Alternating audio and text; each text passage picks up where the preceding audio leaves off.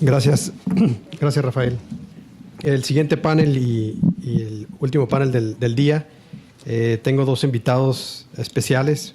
Uno es aquí de casa, el otro también es de casa, pero viene de Jalisco, pero estamos muy bien en comunicación y aparte es un ejemplo para el combate a la corrupción. Tenemos dos invitados, como le mencionaba. El primero es Alfonso Hernández Valdés. Bienvenido, Alfonso. Diego. Alfonso recibió su maestría y su doctorado en Ciencia Política en la Universidad de Chicago y tiene una maestría en Política Pública en el ITAM de México. Desde el 1998 ha sido profesor en el ITESO, en Guadalajara, y aparte es miembro del Comité de Participación Ciudadana. 5 de los con el nuevo Sistema Nacional Anticorrupción se crea la participación de la ciudadanía a nivel nacional, y Alfonso es uno de los miembros del Comité de Participación Ciudadana. El segundo es aquí alguien de casa, Francisco. Bienvenido, Francisco. Francisco es profesor de Ciencia Política de la Escuela de Política y Estrategia de UC San Diego, y es experto en política económica en asuntos de México y Latinoamérica. Tiene una maestría en Stanford, un doctorado en ciencia política en Stanford y 2 carreras, una en ciencia política y otra en economía por el ITAM. También, como decía Rafael, la metodología será similar. Cada uno de ustedes, si nos hacen favor de hacer una presentación de unos 15 minutos, y después de 15 minutos empezamos con preguntas y respuestas. Me gusta el título del programa, ya que es la última y creo que podemos dejar un mensaje muy claro. Se dice identificar cuáles son las áreas de oportunidad rumbo al combate a la corrupción. Entonces, estimado Alfonso, si gustas iniciar, bienvenido, gracias. Thank you. I'm going to say this in English, and afterwards maybe you have questions. I can respond in English or in Spanish. In 1887, Lord Acton famously said, "Power tends to corrupt, and absolute power corrupts absolutely." But I think politicians in Mexico and everywhere else go more for John Lehman's saying, "Power corrupts, absolute power is kind of neat." Allow me to express my thanks briefly to the Center for U.S. Mexican Studies for the invitation to participate in this important event, especially its director, Rafael Fernández de Castro, and also Alejandro Rias. As many of you may already know, in May 2015, a constitutional reform was carried out in the fight against corruption. 7 secondary laws were issued as a result of this reform, among them the General Law of the National Anti-Corruption System, which I will refer simply as the law, and the General Law of Administrative Responsibilities. This legislative package represents a new strategy to fight corruption in Mexico and is based on 2 premises. The first has to do with institutions. The National Anti-Corruption System, or SNA, bets on the coordination of institutions, both new and existing, to generate more effective policies and actions to prevent, detect, and punish possible administrative failures and acts of corruption. And the second has to do with the formal incorporation of citizenship into the work of the system and as a fundamental part of the interinstitutional coordination required for it to function. This is one of the innovations presented by this new strategy, and it is materialized with the creation of the Citizen Participation Committee, or CPC, to which I belong. Today, I want to briefly explain my point of view about the challenge and the pending anti-corruption agenda to consolidate not only the system, but the control and the fight against corruption in a more general way. I want to focus on 10 topics of this agenda. They are by no means the only ones, but they represent a proposal that can contribute to the ordering of ideas and the debate regarding how to deal with the large number of tasks that we must attend as a society in order to control corruption in Mexico. First topic, the financial and conflict of interest disclosure form. In recent days, a new financial and conflict of interest disclosure form has been approved by the Systems Coordinating Committee. It includes a large number of information fields related to the assets of public officials and their spouses and direct dependents. But the main innovation with respect to current and previous forms is within the section on the declaration of interests. Through this section, it will be possible to have data about companies, societies, associations, memberships, or representations in which public servants participate, as well as information about their business partners and main clients in case there are relationships of this type. For the form to be implemented in all the public administrations of the country, there are two challenges that must be addressed. The first has to do with the task of training the responsible areas administering the delivery of the form within all the public agencies. And the reason for this is because the new form requests information that had never been requested before in the Mexican public service. And the second is related to the start and implementation of the form throughout the Mexican government, which includes the three branches of the union and the three levels of government.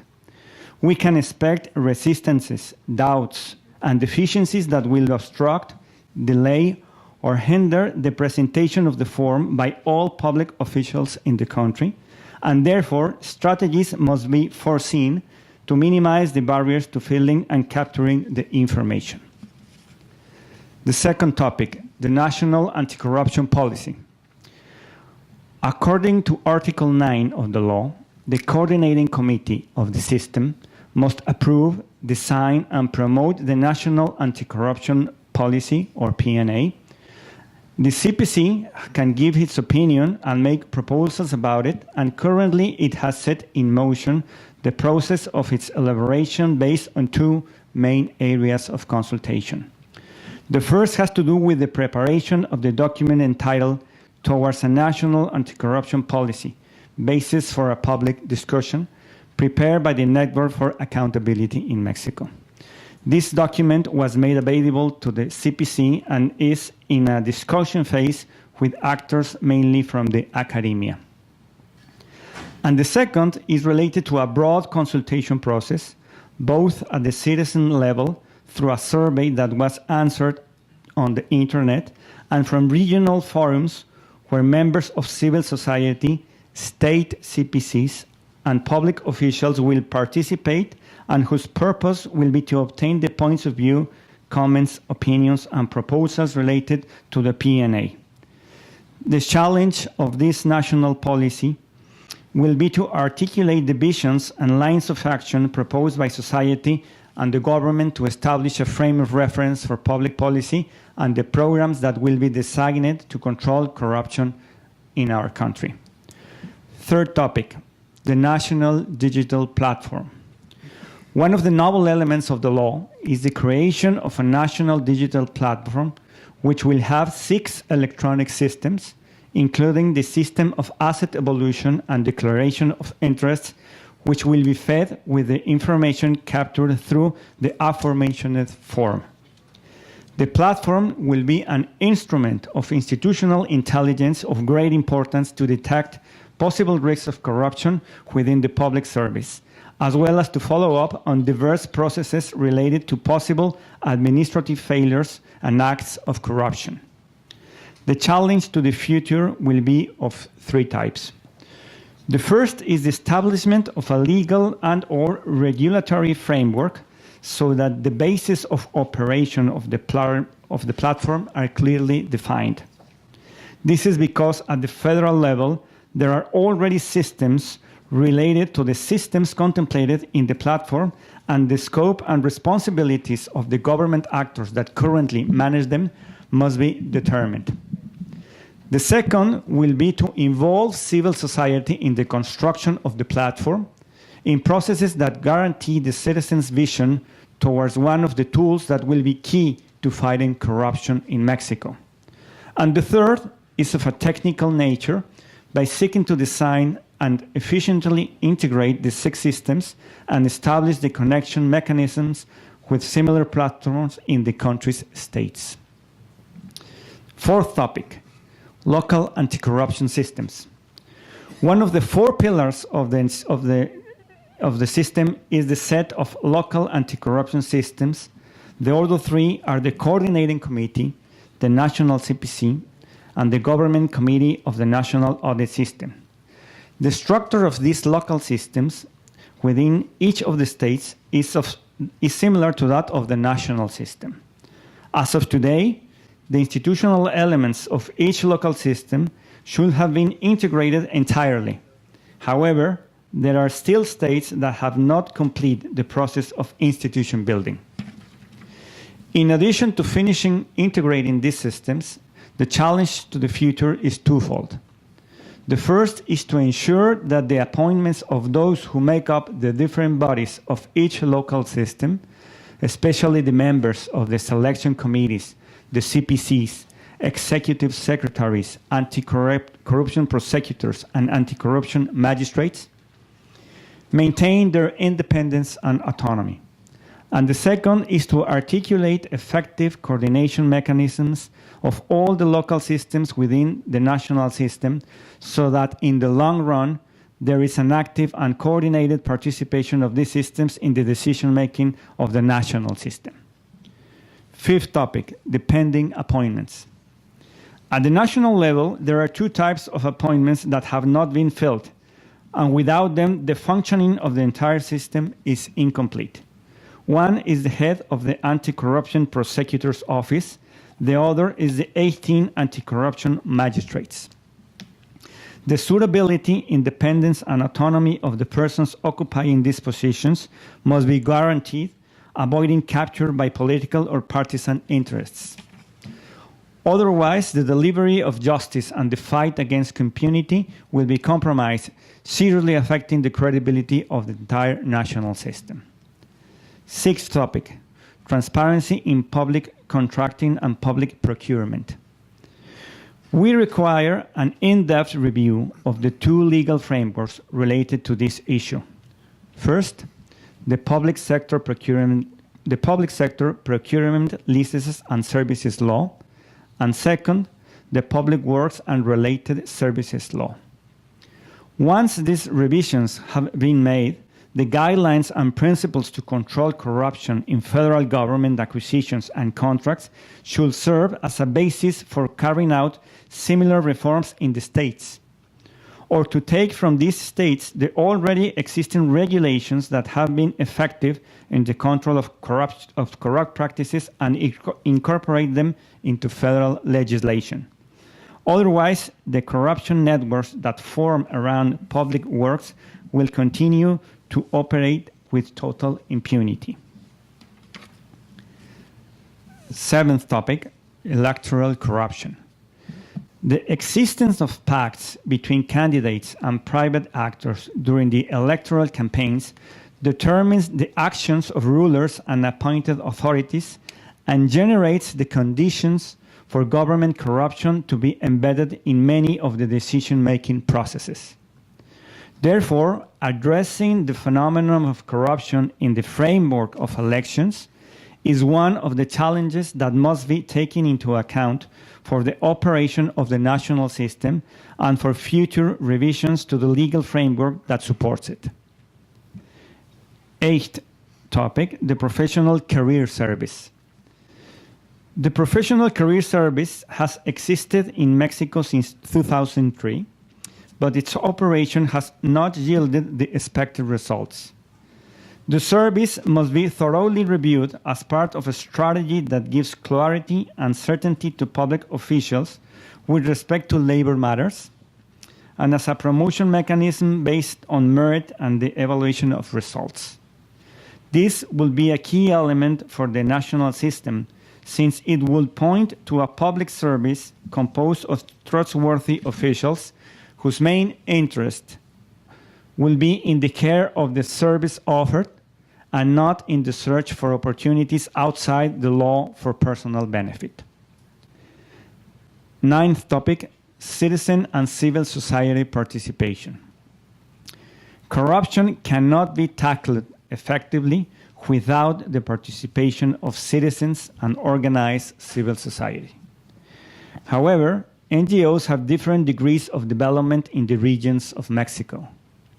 Indeed, a large number of social organizations do not have the citizen support or the institutional and economic capacities that are required to develop activities that contribute to the control of corruption, especially in states where there are few medium or large cities. It is therefore essential to strengthen citizen networks throughout the country, hence the importance of local anti-corruption systems, especially the state CPCs. Through this, we have a unique opportunity to sow a citizen seed that has to be constantly renewed and from which the social and institutional transformation in the field of anti-corruption can begin. And 10th and last topic, the building of social norms. There is no magic recipe to fight corruption. However, it can be said with certainty that a community that managed to internalize social norms that inhibit discretion, favoritism, and the search for privilege will be less prone to suffer acts of corruption than a community that doesn't. It is true that there is no consensus on the way in which a social norm arises, much less in the way in which it can be observed by a sufficient number of people until it becomes a social equilibrium and a common practice. But we must not ignore the importance of building norms, either through the implementation of certain rules in specific areas of public life or through the launching of social or educational initiatives, among others. At this point, the national systems dialogue with society in general represents one of the ways in which, in a gradual and organized manner, innovative proposals can be generated that lead to a more just country with lower levels of corruption. Thank you very much for your attention. Thank you, Alfonso, for identifying the 10 challenges that we have on the national anti-corruption system. After Francisco speaks for 15 minutes, we will come back and answer and ask you some questions regarding that. So, Francisco? Thank you.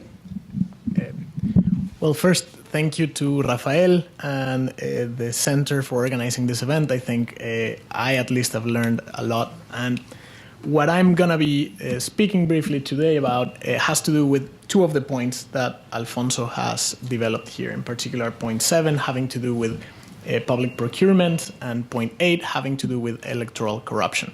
And so you'll hear some points that have been touched before during the day. And I want to begin by taking a step back away from Mexico, which is what brings us here, and try to draw some comparisons that Daniel Lizarraga has also raised. And so we are all, at this point, aware of the Lavallato investigation, the car wash investigation.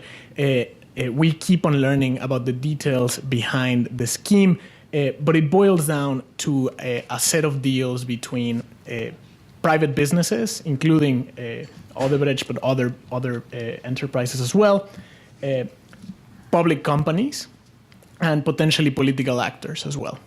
And so this is a particularly egregious example of something that we believe is much more common in Latin America, but I would claim that even beyond Latin America. Now, a few of the things that have been mentioned here that we all agree are positive in terms of accountability have been the political consequences of this scandal in some Latin American countries, including in Brazil, where it has reached the highest levels. But other countries as well, including recently Peru, where the president had to step down in a related scandal to Odebrecht. And so I want to raise three features from the Lava Jato investigation that seem relevant to what I'm going to speak to you about that's based on Mexican data. So first, an initial feature is that part of the corruption is petty corruption. By that I mean politicians just stealing the money. But part of it has some political logic to it. And so in particular, we have some evidence that in the Brazilian case, these kickbacks that the companies were paying the public utilities, part of that money went to fund electoral campaigns. Now, this is a very specific type of corruption, and so not to get too academic here, though I guess this presentation will be the most academic of all of them, I think. Hope not to bore you. This is one specific type of corruption that has to that it's particularly related to procurement and among a larger category of corrupt transactions. And the third feature is that once this scandal was uncovered, it led to large scandals that threw some of these political systems into legitimacy crisis. I'll circle back to this towards the end. And so what I want to talk to you about today is I'll describe the political logic behind this type of corrupt acts in a way unpacking point 8 in Alfonso's presentation. And then I'll show you some very brief descriptive evidence that we have via Compranet for the Mexican case, using Mexican states as a way of illustrating this problem. All right, I'll just jump right to it. So I'm going to briefly describe the contours of the relationship between political institutions and corruption, just in a very general way. And so there is a large body of academic work that tries to identify the role that certain political institutions play in shaping the form that corruption takes place in different countries. And so first, we have pretty good evidence that features of electoral democracy play a big role in reducing the incidence of corruption. And the way this works is through electoral mechanisms. And so if there's any risk that corruption is going to be revealed, then politicians are going to be very careful when they consider engaging in corruption. And we have great evidence from Brazil precisely at the municipal level on this point. So we know that re-election incentives reduce the incentives to engage in corruption. And we know that exposing corruption in a particular place, in this case in municipalities, actually reduces the probability of re-election. And so it seems that certain institutions attached to democracy play a big role in reducing corruption. Now, at the same time, elections bring in a set of challenges themselves and can actually produce the conditions for a different type of corruption. So just to ground this in cases beyond Latin America, just to suggest that this is a much more general problem. We know that elections cost a lot of money, and that certain regulations around campaign finance in different countries are going to generate perhaps unintended incentives to try to get these resources in an illicit way. And so you have a couple of anecdotes here. In 97 in North Carolina here, a construction firm didn't receive a favor it expected in return from a politician, a governor in particular, and actually went on and asked for the money. So this happens clearly in places outside of Latin America. In Japan, it is common that local firms, the politicians that assist local firms in getting contracts expect some kickback in return, and which is going to be very close to what I argue is happening in Mexico, and that experts in specific cases are acutely aware. All right, so in Latin America, we have this example of the Lava Jato investigation. We can actually put a price tag for this particular case. So 3% of the value of the contracts was allegedly used to fund political campaigns of the ruling party. Another egregious example that has been confirmed comes from Honduras, where the Social Security Institute was also assigning contracts and using kickback money to fund the presidential campaign of Juan Orlando Hernandez. And then in Mexico, we have a set of scandals. And just to go back a little back in history, we have Pemexgate and Amigos de Fox. Now, this problem is particularly acute for local campaigns. And just to throw some figures here, we have that campaign spending limits in Mexican states are around in the range of 40 to 50 million pesos. But to actually run a competitive political campaign, you need one order of magnitude more money if you are ever hoping to win. And so what is this money used for? Well, this money buys airtime, publicity, and also funds vote buying locally. The shortfall between the public money that comes into campaigns and what actually is needed to run a competitive campaign is financed in a variety of ways, including organized crime, just outright diversion of funds, but most prominently, we think, through these accounts, by corrupt acts in the procurement process. And so this is a connection between a very vulnerable procurement process and the electoral incentives that are in place in Mexican politics. All right, so how bad is this problem? And this is going to sound a little academic. I think it's important. There are basically three ways we have to measure corruption currently. The first one has to do with this really large effort to measure perceptions. And this includes Transparency International surveys. These are implemented in populations at large or through a sample of experts. And these are good to try to measure the temperature of how people are perceiving corruption. It's not a great measure of the actual levels of realized corruption. And so it's hard to compare countries using this metric because you might have a place with a large corruption problem, but that problem is not widely perceived to be an issue, and so it's going to come with a very low perceived level of corruption, just to give one example. Then we have administrative corruption, and we actually do have some reasonably good data in Mexico using the Índice Nacional de Corrupción y Buen Gobierno. They stopped running, but using the 2010 version of it, we find this is basically bribes in acquiring public services. We have that the problem is pretty large. Estimated by this survey, it would account to 0.03% of Mexican GDP. And then we have, I think, what the type of corruption that we've been talking about the most today, which is this grand corruption. And this is really hard to measure systematically. We get it from scoops or investigative journalism, of which we have great examples in Mexico in recent years, including La Casa Blanca investigation, La Estafa Maestra. And these investigations are great at describing specific cases of corruption, some of which can be pretty big, like the Odebrecht case. I have here an example with a fraud in a highway construction in the state of Mexico, and the over-invoicing in this particular contract amounted to almost half a GDP point in the state of Mexico, so huge amounts of money.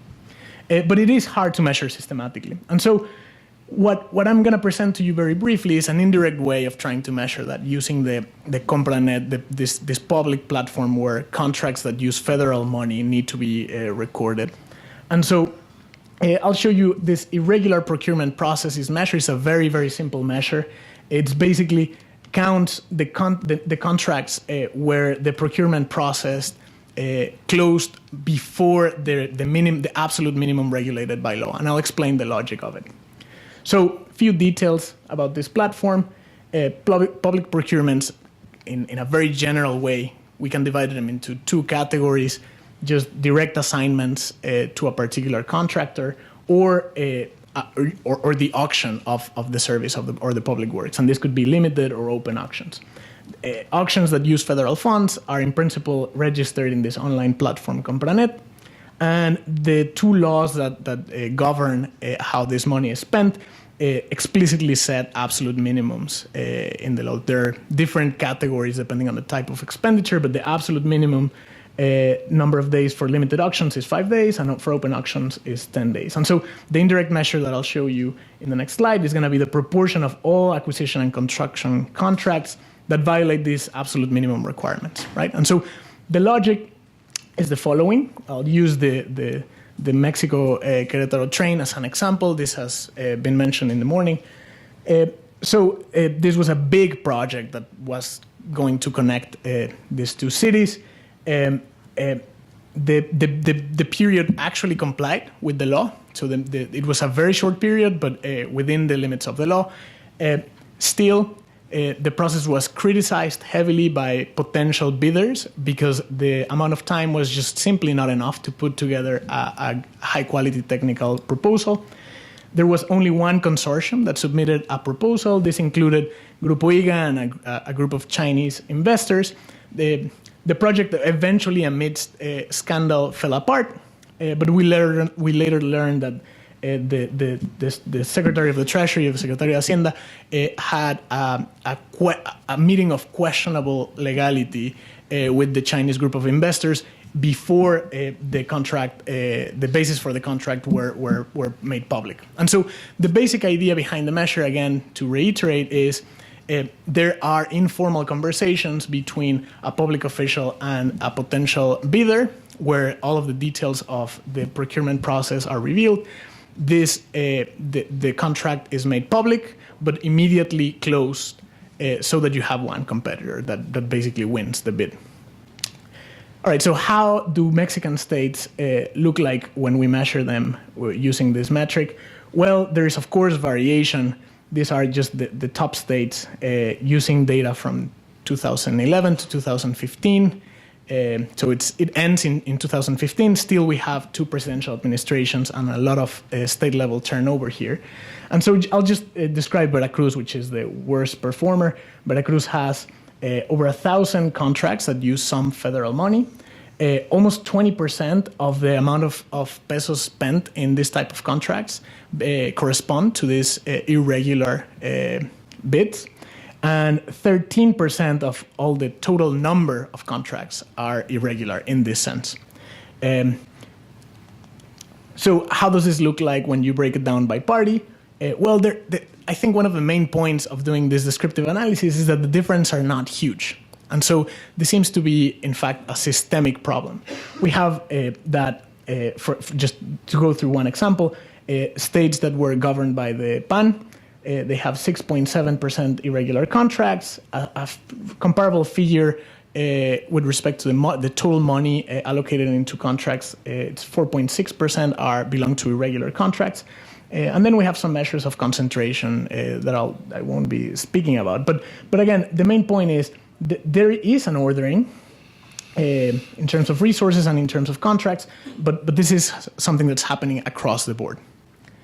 Now, I'll show you a couple of figures now to try to relate, kind of connect the political logic that I was outlining. So if these irregular contracts do have some political logic, and just to remind you, some of them are just used for petty corruption. These politicians may enrich themselves, but part of this money is used anecdotally, we think, to fund political campaigns. We should expect this type of contracts to go up as elections approach, right?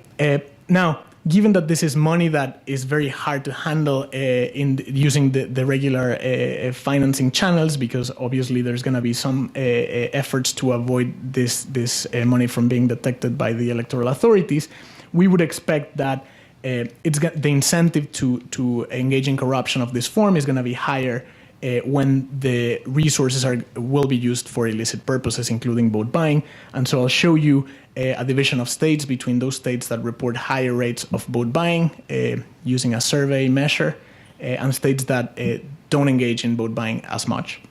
And then finally, following the same logic, we would expect irregular money transactions that have been associated with money laundering, again, in the run-up to elections. All right, so just a quick example. This is the case of Querétaro. Again, this is excluding the contracts that use exclusively money from the state. So this is money that comes from some portion of the contract comes from federal transfers. And what we can see here is that in the run-up to the gubernatorial election in 2015, you see a sharp increase in the proportion of contracts that are irregular for the case of Querétaro, which aligns with this political logic that I described. Now, nationally, as you know, elections happen in different days and years for different states. And so what I do here is I simply order all of the states in relation to the year of the gubernatorial election that's closer to it. So here is the election, this is 0, and this is 1 year before, 2 years, 3 years, 4 years, all the way to 6 years before the election at the state level. And so what we can see, just taking the proportion of irregular contracts as an example, we can see that there's this noticeable increase in the proportion of contracts that are irregular as the election approaches. Splitting the states between those that engage in vote buying more intensely and those that do not engage in vote buying as intensely, which are plotted here with the solid line, this above median vote buying, and the dashed line below median vote buying, we see that this effect is most intense in states that seem to be engaging in this illegal type of campaign spending. And then finally, the number of unusual transactions, this is recorded by Secretaría de Hacienda as deviations from the normal type of transactions that occur within a sector, and this errs on the side of caution. So it includes transactions that may be legitimate, but that are just really strange, but it also includes transactions that are likely illegal. That number goes up in the month of the election, as the election approaches. All right, so just to summarize what I've just shown you really fast, there is some evidence that the suspect procurement processes increase in intensity as elections approach, and this effect is more intense for states that engage in vote buying more frequently. And there's also an increase in the number of unusual money operations. And so this is academic work in progress, but it highlights a couple of issues that I think I'll just mention in closing here. So there is, again, I've shown you some of the academic literature that relates political institutions to corruption. There is another large set of studies that try to evaluate the effect of corruption on economic outcomes. Regardless of whether those are positive or negative, we need to take this problem seriously as a systemic issue.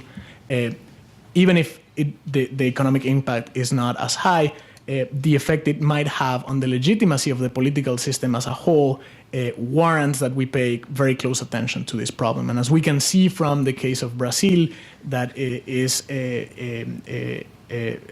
about to have an election where a candidate with an authoritarian leaning is leading the polls, even in a setting where corruption is punished, the frequent mentioning and exposing of corrupt acts that we've seen there can have an important effect in undermining the legitimacy of the democratic system. And so 2 pointers here. As I showed you, all parties in Mexico, at least from 2011 to 2015, seem to be engaging in some form of irregular procurement. And so it seems very unlikely, just to bolster a point that has been made repeatedly this day, that voluntarist solutions are very unlikely to work. And so we need to take these problems of incentives really seriously. And Alfonso has made a much more detailed outline of what we need to pay attention in order to change institutions in a way that addresses these problems. I'll stop here since I've been talking a lot. Thank you, Alfonso, Francisco.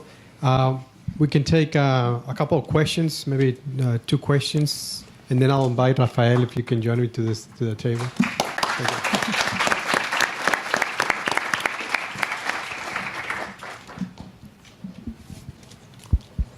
¿Se escucha? Así. So I'm gonna make it the question in English. It's okay? Sure. Okay. So since you speak about the political campaigns and corruption, I have heard about some proposals like Sin Voto No Hay Dinero, that get very famous between people because they talk about reducing the budget to political parties. So I would like to know if you, Francisco Garfias, do you think these kind of proposals really work, or in the other hand are going to worsen it, these corruption processes inside political parties? Thank you. Should we take questions? So I think that there is a political logic behind the campaign of Sin Voto No Hay Dinero that is independent of this problem of corruption. I think that there are some good ideas behind it, including using some dissatisfied vote in a way that actually pushes the incentives in the right direction. I would say that in terms of the relationship between the form of campaign finance and corruption that I've just shown, it doesn't really address this particular problem, right? Curbing public financing is not going to change in a way the marginal decisions that politicians have to get this type of money. And so I think that the right dimension to try to attack this problem is on the campaign finance side, and in particular acknowledging that competitive campaigns are going to have an incentive to raise costs, and one first step would be to make all of these sources of private funds more transparent. That would be one first step. I don't claim that would be a great solution, but I think it's kind of orthogonal to the Sin Voto No Hay Dinero campaign in a way. Alfonso, you want to? I don't know. This is a campaign from Kumamoto, I think. But I think this is an important initiative. I mean, the more initiatives you have from the social part of the country, from civil society, the more idea we can have as a country that citizen solutions can be possible. So I think I agree with Francisco. Maybe on the margin is not going to be very different, but from a social point of view, these campaigns are very, very important. Okay. Does anyone? Yes. We'll take two questions. And so, one for you and one. There's another question here. Sí, mira. Buenas tardes, Noé Martínez, estudiante de la Escuela de Gobierno del TEC de Monterrey, Gestión Pública. Tengo una pregunta respecto a los ciclos que tú identificaste. En esos ciclos de corrupción, ¿cuáles son los factores de cambio que podrían darle vuelta a los ciclos? Y si tienes visualizado alguna política pública que ya exista en algún otro lugar del mundo que nos ayude a romper esos ciclos. Gracias.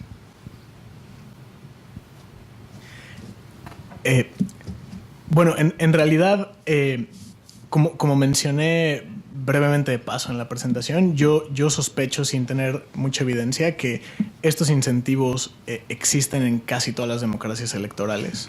Y la diferencia que hay entre diferentes países, que parece que en unos funciona mejor y en otros no, tiene que ver con todo el aparato institucional alrededor de los financiamientos de campañas.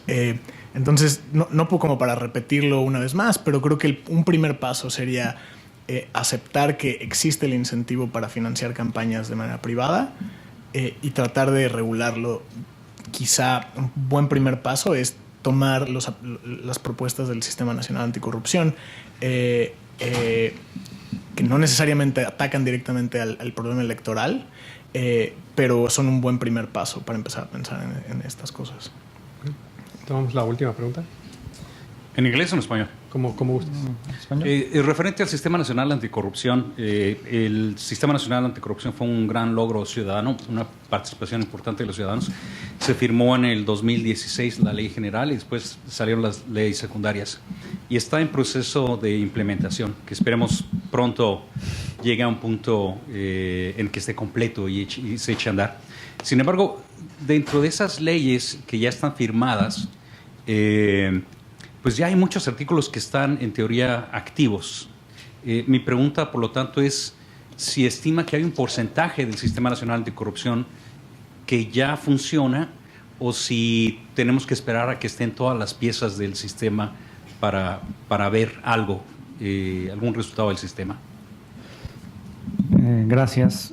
Muy importante tu pregunta. Desde luego que ya hay un porcentaje importante del sistema que está en funcionamiento. Y déjame nada más ponerlo en estos términos. Hablé del formato de declaraciones patrimonial y de intereses que está por publicarse en el Diario Oficial de la Federación. Ese va a ser un instrumento de gran valía para combatir la corrupción en el futuro. Y es un resultado directo del funcionamiento del sistema. Es decir, el CPC realizó la propuesta del formato con la ayuda del Banco Mundial, de Sociedad Civil, de la Secretaría de la Función Pública, del INAI, Todo ello viniendo de la famosa Ley 3 de 3. El CPC realiza esta propuesta. El comité coordinador la estudia y realiza a su vez la propuesta formal de formato. Entonces, este es un resultado directo del sistema. Se generó con el esfuerzo ciudadano de las firmas de la Ley 3 de 3 que se dieron en todo el país y aquí en los Estados Unidos, y bueno, tú eres un representante de ello. Genera también toda esta efervescencia por cambios institucionales y legales, que resultó en buena medida también por ello el sistema, y ahora tenemos un fruto. Se conoce poco, la gente le queda alejada, digamos, esta idea de que el formato va a servir para algo, pero créanme que si ese formato se implementa bien en todo el país y se corresponde con una creación de una plataforma digital nacional, tendríamos uno de los elementos o una de las herramientas más poderosas a nivel mundial, y no exagero, de inteligencia institucional. Entonces, ese es el segundo paso en temas de tecnología. Desde luego que, y es otro de los temas que toqué, el hecho de que ya esté en funcionamiento parte del sistema no quiere decir que esté implantado obviamente al 100% y que no falte mucho. De hecho, estos dos nombramientos que están pendientes, por un lado la Fiscalía Anticorrupción y por otro lado los 18 magistrados anticorrupción, pues es una gran debilidad del sistema en este momento. O sea, se requiere que estos dos tipos de puesto estén completos en el corto plazo. Pero yo lo he dicho a título personal y creo que mis colegas en el CPC también lo han dicho en distintos foros. No se trata de cualquier tipo de nombramiento. Se trata que los magistrados y el fiscal que lleguen sean personas honorables, autónomas, independientes, con una claridad respecto de lo que se necesita en el futuro para controlar la corrupción en el mediano y corto plazo, ¿no? Entonces, sí hay avances, hay resultados, pero falta todavía mucho por hacer. Estimado Alfonso, muchas gracias. Tienes un gran reto ahorita como representante de la sociedad, y creo que estás haciendo muy buen trabajo también en exportar a los comités de participación social de los estados. Algo. ¿Quieres comentar? Sí, gracias, Alejandro. Bueno, ese es otro tema. Déjenme ponerlo de esta manera, con una metáfora. El Sistema Nacional Anticorrupción tiene 4 patas, ¿sí? Una de ellas es el CPC nacional, el comité coordinador. Está todo el comité rector del Sistema Nacional de Fiscalización, que se habla poco de él también. Y la cuarta gran pata son los sistemas locales anticorrupción. Sin esa pata se cae la mesa. ¿Sí me explico? Y en este momento observamos un grado de avance muy diferenciado en los 32 sistemas locales. Hay estados que tienen su sistema local anticorrupción bien implantado, con todos los nombramientos hechos. Yo diría que los CPCs de esos estados en algún grado son independientes. Hay otros miembros de CPCs en otros estados donde claramente están capturados por el gobierno local. Pero hay otros estados donde ni siquiera se han hecho esos nombramientos, ¿no? Entonces hay muchos grados de avance y es muy importante voltear a los estados. Me gustó mucho la presentación de Francisco porque habla de los ciclos electorales en los estados de la República. Ahí es donde el dinero se escurre de las manos de los gobiernos y no llega donde tiene que llegar. Entonces, consolidar esos sistemas locales anticorrupción es de la mayor importancia. Gracias. Alfonso, muchas gracias. Francisco, muy interesante tu proyecto. Estamos muy interesados en darle seguimiento. Son las 2:59. Qué puntuales somos. Le doy la palabra a Rafael para que dé la clausura formal del foro. Lo cual habla que eres un buen dictador, no es cierto. No, Alex, al contrario, quería darte las gracias públicamente, mi reconocimiento. O sea, esta fue idea tuya. Me da mucho gusto que podamos colaborar. Y bueno, comentarles que es un tema de la mayor importancia para México, para lo que viene. Entonces, le vamos a dar seguimiento en el Centro de Estudios México-Estados Unidos. Le vamos a dar seguimiento en GPS. Vamos a tratar de que Francisco continúe con esta investigación que nos parece de la mayor importancia. Gracias, Alfonso. Alfonso ya fue fellow del centro hace algunos años y es una gente que nos apoya muchísimo. Gracias de veras por tu estima al centro, por tu cariño al centro. Eres un ex fellow ejemplar, de veras, te lo agradezco mucho. Y bueno, vamos a continuar con esto. Esto es demasiado importante.